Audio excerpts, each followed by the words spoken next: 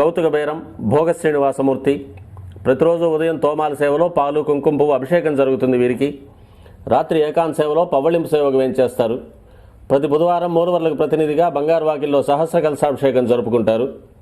సుమారు 1500 సంవత్సరాల ముందు పల్లవ మహారాణి సమర్పించిన వెండి బింబము భోగ శ్రీనివాసమూర్తి. ధ్రువబేరం మూల విరాట్టు.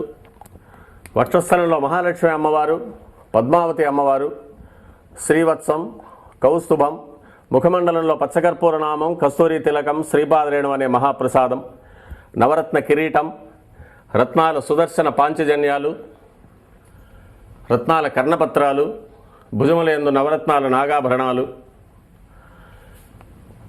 కట్యవలంబిత హస్తం,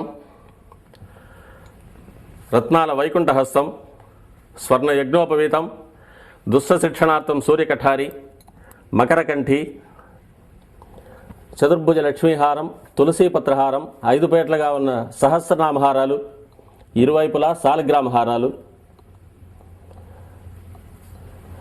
ఉగాది ఆస్థానానికి గాను స్వామివారు విశేషమైన తిరువాభరణం సమర్పణ చేసుకోనున్నారు. శ్రీ వెంకటాచల క్షేత్రం